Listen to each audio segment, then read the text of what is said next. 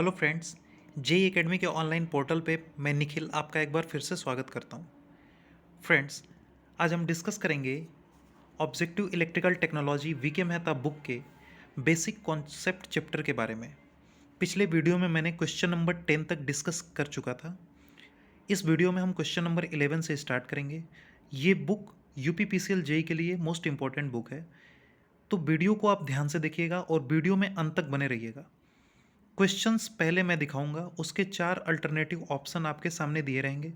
पहले आप उसे अपने से खुद से करने का प्रयास करिएगा, फिर मैं बाद में उसका एग्जैक्ट एंड एक्यूरेट एक्सप्लेनेशन मैं आपको बताऊंगा कि क्या होना चाहिए उसका आंसर, और उसका रीज़न भी मैं आपको यहाँ पे डिस्कस करने वाला हूँ। तो वीडियो में अंत तक बने रहिए। चलिए हम स्टार्ट करते हैं क्वेश्चन नंबर 11 से। तो क्वेश्चन नंबर 11 है हमारा, EMF in A circuit. Option number 1 increase circuit resistance, decrease circuit resistance, and third option is maintain potential difference. तो इसका जो ऑप्शन होगा, जो एग्जैक्ट इक्यूरेट ऑप्शन होगा, इसका सटीक आंसर जो होगा वो क्या होगा? तो ईएमएफ इन ए सर्किट जो होता है, सर्किट का जो ईएमएफ होता है वो इसके पोटेंशियल डिफरेंस को क्या करता है, मेंटेन करता है। यानी कि यहाँ पे ऑप्शन नंबर थर्ड जो होगा इसका सही ऑप्शन यहाँ पे निकल के आएगा। तो ईएमएफ क्या होता है? EMF E is equals to W upon Q, ये ईएमएफ का फॉर्मूला होता है। यानी work done per unit charge जो होता है वो हमारा क्या होता है, ईएमएफ होता है। ठीक है, तो क्वेश्चन नंबर 11, ऑप्शन नंबर इसका मेंटेन पोटेंशियल डिफरेंस, इसका सही आंसर निकल के जो आएगा ऑप्शन नंबर 3 होगा। नेक्स्ट क्वेश्चन पे हम आते हैं। नेक्स्ट क्वेश्चन है हमारा question number 12, the electric current in A metallic conductor is due to the flow of electrons only, positive ion only, electron and positive ions only, neutral atoms only। तो इसका जो सही आंसर निकल के आएगा वो हो जाएगा आपका इलेक्ट्रॉन्स ओनली, ऑप्शन नंबर 1। क्योंकि देखिए, जो मेटेलिक कंडक्टर की अगर बात करें, अगर मेटेलिक कंडक्टर की आपसे क्वेश्चन में बात करें तब इसमें सिर्फ इलेक्ट्रॉन ओनली हो जाएगा। और अगर हम प्रीवियस क्वेश्चन की बात करें, जैसे कि क्वेश्चन नंबर 10 में डिस्कस किया गया था, उसमें अगर सिर्फ इसकी बात करें, सिर्फ इलेक्ट्रिक करंट की बात करें, electric current is due to the flow of, तो उसमें हो जाएगा both positive and negative charge. लेकिन इसमें अगर मेटेलिक कंडक्टर टर्म्स आपको टर्मिनोलॉजी दे दे क्वेश्चन में, तो वहाँ पे सिर्फ इलेक्ट्रॉन होगा। मेटेलिक कंडक्टर में जो फ्लो ऑफ इलेक्ट्रिक करंट होता है, आई होता है, वो किसके वजह से होता है? इलेक्ट्रॉन्स की वजह से होता है। किसके वजह से होता है? इलेक्ट्रॉन्स की वजह से होता है। तो ये चीज़ दिमाग में नोट करके रखिएगा, ये बातें। चलिए नेक्स्ट क्वेश्चन पे हम आते हैं। Question number 13, potential difference has the unit of. यानी कि जो पोटेंशियल डिफरेंस है उसकी यूनिट क्या होती है? तो पोटेंशियल डिफरेंस की यूनिट नॉर्मली क्या होती है? एनर्जी होती है, ये सबको पता है। पोटेंशियल डिफरेंस यानी विभवांतर की जो यूनिट होती है वो क्या होती है? ऊर्जा होती है, एनर्जी होती है। ठीक है, नेक्स्ट क्वेश्चन पे हम आते हैं। नेक्स्ट क्वेश्चन कह रहा है, the electric current in a liquid is due to the flow of. अब देखिए यहाँ पे ये question, electric current in a liquid, यानी एक लिक्विड में electric current in a liquid is due to the flow of. एक इलेक्ट्रिक करंट लिक्विड में किसके द्वारा फ्लो होती है? तो इसमें किसके द्वारा फ्लो होती है? इसमें दो प्लेट्स होते हैं, negative and positive ions both. यहाँ पे जो ऑप्शन नंबर 3 होगा इसका, ऑप्शन नंबर 3 इसका सही ऑप्शन होगा। क्योंकि देखिए होता क्या है ना, कि जो हमारे लिक्विड होते हैं उसमें दो, लिक्विड मतलब कि उसमें दो हमारे इलेक्ट्रोड्स होते हैं, एक तो हमारा एनोड होता है, एक हमारा क्या होता है? कैथोड्स। तो इन्हीं दो इलेक्ट्रोड्स के वजह से, यानी इन दोनों इलेक्ट्रोड्स पे क्या होते हैं? एक तो आयन होते हैं, एक पॉजिटिव आयन और एक निगेटिव आयन। इन दोनों आयन्स के द्वारा ही उसमें क्या होती है? करंट का फ्लो होता है। इन दोनों आयन्स के द्वारा ही उस करंट का फ्लो होता है। किसमें? लिक्विड के केस में। तो इन दोनों प्लेट्स पे पॉजिटिव और निगेटिव आयन्स होते हैं, जिनके वजह से उसमें करंट का क्या होता है? फ्लो होता है। तो इस बात को दिमाग में आप नोट करके रखिएगा। एक तो मेटेलिक कंडक्टर हो गया, और एक हमारा लिक्विड हो गया, और एक हमारा नॉर्मली क्या था, electric current is flow due to the. ये 3 तरह के क्वेश्चंस हैं जिसको आपको दिमाग में रखने की क्या है, ज़रूरत है। ठीक है, चलिए question number 15, electric current is a. ये बहुत इंपॉर्टेंट क्वेश्चन है। Electric current is a, electric current क्या है? तो इलेक्ट्रिक करंट स्केलर क्वांटिटी होती है। इलेक्ट्रिक करंट स्केलर क्वांटिटी होती है। अब स्केलर क्वांटिटी हम किसे कहते हैं? स्केलर क्वांटिटी का मतलब क्या होता है कि वो क्वांटिटी होती है जिसके पास सिर्फ मैग्नीट्यूड होता है। किसके पास? जिसके पास क्या होता है? मैग्नीट्यूड होता है। मैग्नीट्यूड होता है। वो क्वांटिटी जिसके पास सिर्फ मैग्नीट्यूड होता है वो क्या होती है? स्केलर क्वांटिटी होती है। अब देखिए स्केलर क्वांटिटी कौन कौन सी होती है उसको भी जान लीजिए। यहाँ पे स्केलर क्वांटिटी मास होती है। स्केलर क्वांटिटी हमारी मास होती है। डेंसिटी होती है, डेंसिटी मतलब घनत्व। टाइम होता है हमारा समय।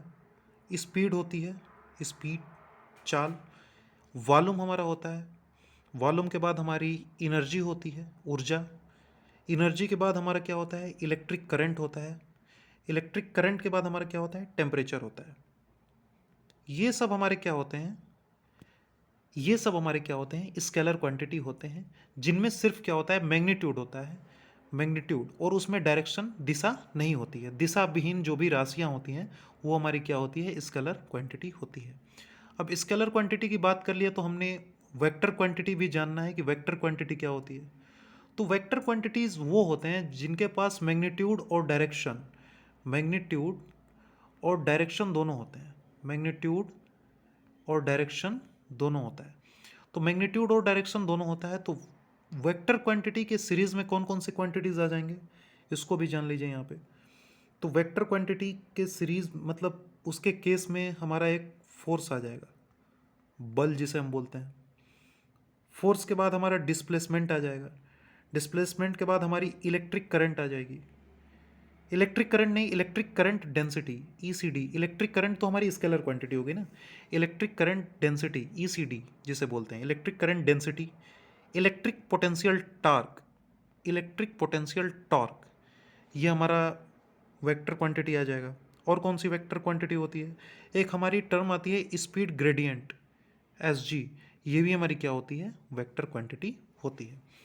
तो इन सब बातों को आप दिमाग में रखेंगे कि वेक्टर और स्केलर में क्या डिफरेंस होता है। तो इसका जो ऑप्शन होगा वो स्केलर क्वांटिटी होगा। इलेक्ट्रिक करंट क्या होती है? एक स्केलर क्वांटिटी होती है। ठीक है, नेक्स्ट क्वेश्चन पे हम चलते हैं। Question number 16। क्वेश्चन नंबर 16 क्या कह रहा है, ध्यान से देखेंगे। ए billion electron passes through a cross section of a conductor in 10 to the power minus 3 second. The current is, billion मतलब बिलियन इलेक्ट्रॉन। बिलियन, तो यहाँ पे सबसे पहले क्या पूछा है कि a billion electron passes through a cross section of conductor in 10 to the power minus 3 second. यहाँ पे आपको टाइम दे दिया है और इलेक्ट्रॉन कितने हैं? 1 बिलियन है। 1 बिलियन इलेक्ट्रॉन है। 1 बिलियन मतलब कितना होगा? 1 billion is equal to 10 to the power 9।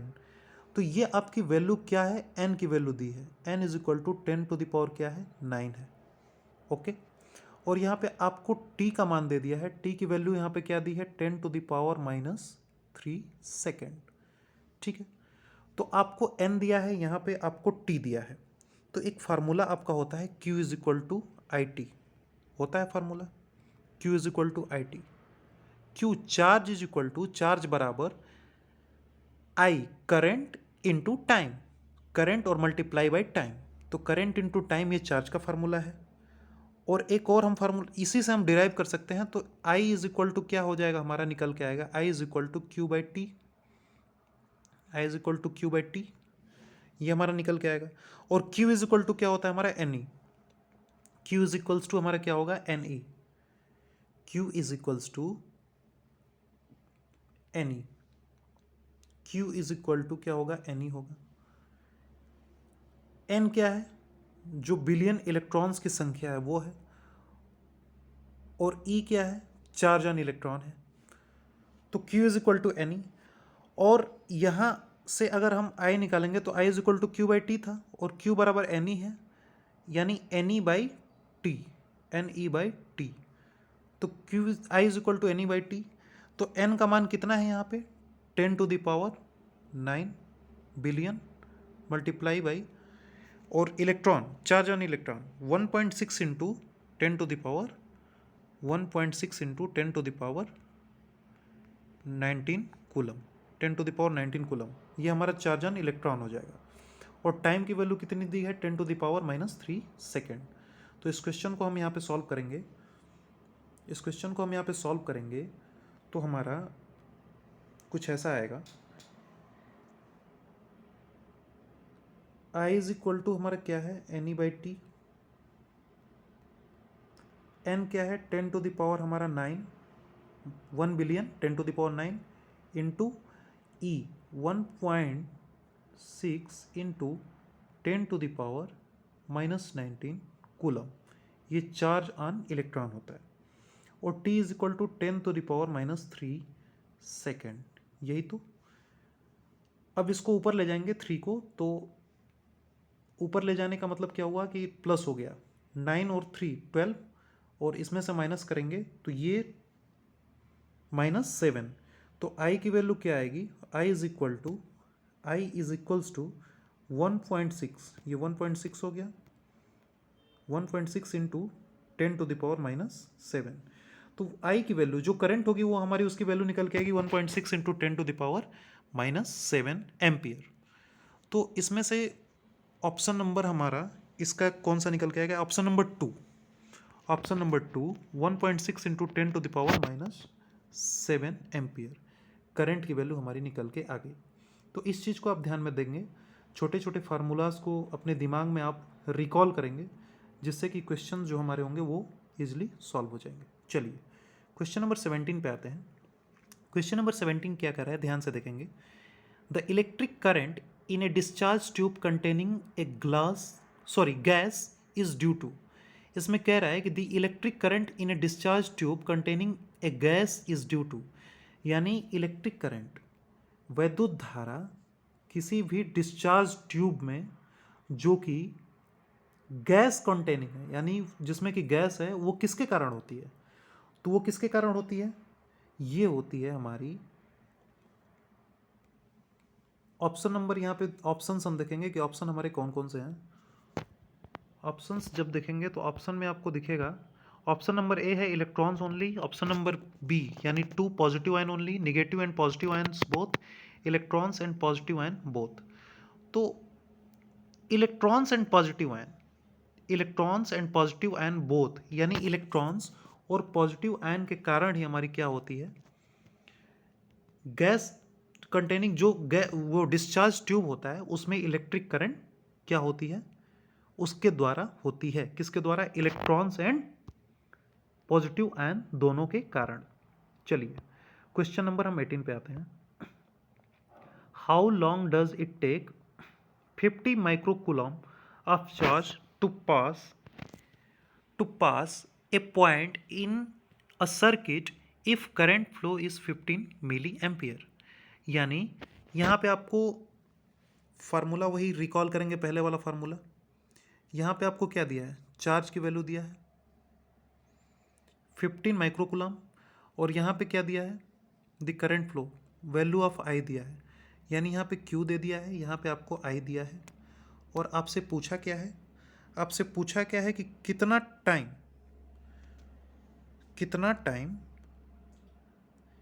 Time वो लेगा, how long does it take, यानी वो टाइम कितना लेगा। तो जो फार्मूला है Q is equal to I T, यही तो, Q is equal to I T. तो यहाँ से जब T निकालोगे तो T क्या आएगा, T is equal to Q by I. तो यहाँ से इसकी वैल्यू रखिए सीधे डायरेक्टली, तो Q की वैल्यू क्या है 50 इंटू 10⁻⁶, यही तो 50 गुणे 10 की घाते -6 माइक्रोकुलाम का मतलब 10⁻⁻6, यानी कि 50 इंटू 10⁻⁻6 डिवाइडेड बाई क्या, divided by 15 into 10⁻⁻, milli ampere. तो 15 इंटू 10⁻⁻3, इसको जब सॉल्व करेंगे तो 3 ऊपर जाएगा, प्लस का हो जाएगा तो -3, और 15 3 जा 45, यानी 3.33 के अप्रॉक्स हमारा आएगा, 3.33 के अक्रॉस इंटू 10⁻, हमारा क्या आ जाएगा, 10⁻, आपका समथिंग 10⁻³ के अप्रॉक्स आएगा। तो 3.33 इंटू 10⁻³ सेकेंड। तो इसका जो ऑप्शन निकल के आएगा, जो करेक्ट इसका ऑप्शन होगा, उसका ऑप्शन नंबर ए होगा। 3.33 इंटू 10⁻³ सेकेंड इसका करेक्ट आंसर निकल के आएगा। उतने सेकेंड में, उतने टाइम में 4 इससे क्या करेंगे, पास करेंगे। ठीक है, नेक्स्ट क्वेश्चन पे हम आते हैं। क्वेश्चन नंबर 19 है, the specific resistance of a wire depend upon its length, it's cross sectional area, it's dimensions, it's material. तो देखिए, जो उसका मटेरियल होता है, मतलब जो स्पेसिफिक रेजिस्टेंस होता है, वो वायर के किस पे डिपेंड करता है, ये पूछा है। तो स्पेसिफिक रेजिस्टेंस उसके मटेरियल पर डिपेंड करता है। जिस भी टाइप का वो मटेरियल होगा उस वायर का, उसी पे उसका स्पेसिफिक रेजिस्टेंस क्या करेगा, डिपेंड करेगा। तो इस चीज़ को आप नोट करके रखेंगे कि जो वायर होगा उसका स्पेसिफिक रेजिस्टेंस किस पे डिपेंड करेगा, उसके मटेरियल पर डिपेंड करेगा। चलिए ठीक है, क्वेश्चन नंबर 20 पे हम आते हैं। क्वेश्चन नंबर 20 क्या कह रहा है, the quantity of charge that will transferred by a current flow of 10 ampere over 1 hours period is. यानी कितना चार्ज लेगा, कितना चार्ज लगेगा, यानी यहाँ पे क्यू की वैल्यू पूछा है, और यहाँ पे आपको क्या दे रखा है, 10 एम्पियर, यानी आई की वैल्यू आपको दे रखी है। यहाँ पे किसकी वैल्यू दे रखी है, आई की वैल्यू दे रखी है, ओवर 1 आवर ऑफ पीरियड। तो 1 आवर ऑफ पीरियड को आप किस में, सेकेंड में कन्वर्ट करेंगे सबसे पहले। तो 1 आवर को सेकेंड में कन्वर्ट करोगे तो 60 मिनट हो जाएगा, मल्टीप्लाई बाय 60 सेकेंड हो जाएगा। और आपको क्यू का मान पूछा है, तो क्यू इज इक्वल टू क्या होता है, Q is equal to I into T, यही तो होता है, Q is equal to I into T. तो आपको टी का मान मिल गया यहाँ पे, और आई की वैल्यू क्या है, 10 एम्पियर है। बस इसका सीधे मल्टीप्लाई कर दो, 6 6 36 इंटू 10, यानी 36,000, ये 36,000 के आसपास आएगा आपका, 36,000। और 36,000 को अगर आप बदलना चाहते हैं डेसिमल में, दशमलव में अगर आप बदलना चाहते हैं, तो वो कुछ समथिंग आएगा आपका 3.6 इंटू 10⁻⁻4 कूलम। तो ऑप्शन नंबर जो इसका 2 होगा, सेकेंड, 3.6 इंटू 10⁻4 कूलम, ये इसका एग्जैक्ट एंड करेक्ट आंसर निकल के यहाँ पे आएगा। तो फ्रेंड्स, यहाँ पे हमने आज 10 क्वेश्चन डिस्कस किया वीके मेहता बुक का, और आगे और भी हम इसके क्वेश्चंस को हम डिस्कस करेंगे। इसलिए हमारे चैनल को आप सब्सक्राइब कर लें, और आगे न्यूमेरिकल पोर्शंस जो भी हमारे मिलते जाएंगे उनको भी हम ब्रीफली और एग्जैक्टली और ट्रूली, जो भी हमारा अप्रोच होगा, जो भी हमारा शॉर्ट अप्रोच होगा, उसके द्वारा हम उसको सॉल्व करने का प्रयास करेंगे। तो thanks for watching my video, and like, subscribe and share. अगर आपको अच्छा लगता है तो आप इस वीडियो के लास्ट में आप कमेंट भी कर सकते हैं, और मैं अभी यूपी पीसीएल की टेस्ट सीरीज़ भी इस वीडियो के बाद, या और भी जो आगे वीडियोस आने वाले हैं उसमें यूपी पीसीएल की टेस्ट सीरीज़ लेके आने वाला हूं। तो अगर आपको कोई भी इलेक्ट्रिकल इंजीनियरिंग से रिलेटेड कोई किसी भी टॉपिक में अगर आपको डाउट्स हो, या आपको अगर लगता हो कि वो चीज़ें हार्ड है, आपको समझ में थोड़ी कम आती हैं या नहीं आती हैं, तो आप मेरे कमेंट सेक्शन में उस चीज़ को आप बता सकते हैं। मैं उसको देखूंगा और मैं उस पर वीडियो बनाने की कोशिश करूंगा, उस पॉइंट्स को डिस्कस करने का प्रयास करूंगा, आप तक पहुंचाने की कोशिश करूंगा। इसलिए थैंक यू सो मच है मेरे वीडियो को वॉच करने के लिए।